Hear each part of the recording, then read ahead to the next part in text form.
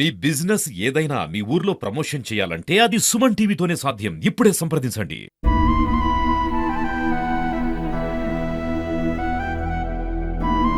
వానితోటి ఉన్న పిల్లలను చూస్తే మస్తు బాధ అనిపిస్తుంది. అయ్యో నా కొడుకు కూడా గింత ఎత్తుండు కదా, నా కొడుకు కూడా ఈ స్కూల్ పోవు కదా, ఈ టైంలో ఈ చదువు కదా అనే బాధ అనిపిస్తుంది. ఇట్లాంటి బాధ అసలు చెప్పడానికి కూడా నాకు మాటలు వస్తలేవు. అసలు ఆ బాధ అనేది ఎవరికి కూడా రావద్దు. ఈ కష్టం ఎంత పగున్నోళ్ళకి కూడా ఇటువంటి బాధ అనేది ఉండకూడదు.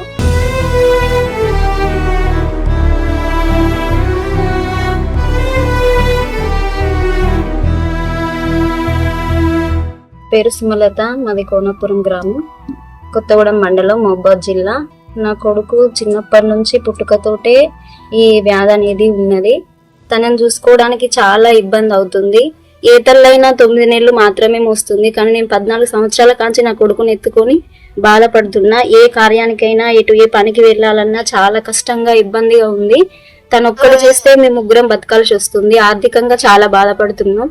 పుట్టుకతోటే వచ్చింది, అట్లా పుట్టుకతోటే వచ్చింది. చాలా ఒక 5-6 హాస్పిటల్ దాకా, వరంగల్, నర్సంపేట, హన్మకొండ, హైదరాబాదు, విజయవాడ, సూర్యాపేట, ఇట్లా చాలా హాస్పిటల్లో తిరిగినాం. కనీసం ఒక 10 లక్షల దాకా అట్లా ఖర్చు పెట్టుకున్నాం. 5 సంవత్సరాల దాకా బాబుకు 3 నెలల నుంచి స్టార్ట్ చేస్తే 5 సంవత్సరాల దాకా హాస్పిటల్ ఏమిటి తిరిగినాం. ఎక్కడికి పోయినా మీరు ఏం చేసినా వేస్ట్, మీరు ఏ ఫలితం అనేది ఉండదు. ఎన్ని పైసలు ఖర్చు పెట్టుకున్నా మీ కొడుకు అనేది లేచి నిలవడని చెప్పారు. ట్రీట్మెంట్ మాత్రం ఏం చేయలేమన్నారు, సర్జరీ కూడా ఏం చేయలేమన్నారు. డాక్టర్లు ఏమంటున్నారు, అంత బ్రెయిన్ అనేది తక్కువ ఉన్నది కాబట్టి మీరు ఏం చేసినా వేస్ట్ అని డాక్టర్లు అంటున్నారు.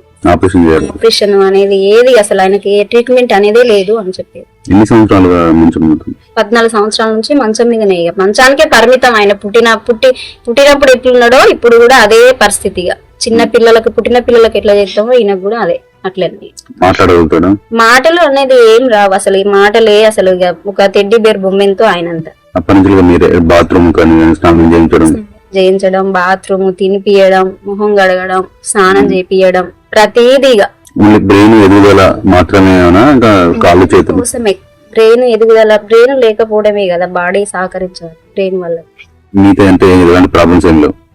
ఎలాంటి అదే మెయిన్ ప్రాబ్లం, అదే దాని వల్లనే కదా ఆయన ఏం చేయకపోవడం. నడవలేడు, కూర్చోలేడు, నవ్వుతాడు అంతే. అంటే గుర్తుపడతారు పెద్దమ్మ, పెద్దనాన్న, మమ్మీ, డాడీ, అక్క, వీళ్ళందరినీ గుర్తుపడతాడు అంతే. ఒక నవ్వు మాత్రమే వస్తుంది, ఏం రాదు.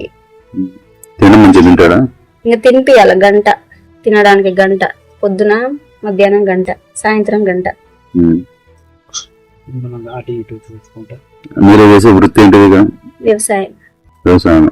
వ్యవసాయమే కానీ ఈయనకే పరిమితం. ఇక నేను ఈయన దగ్గరనే ఉండాలి.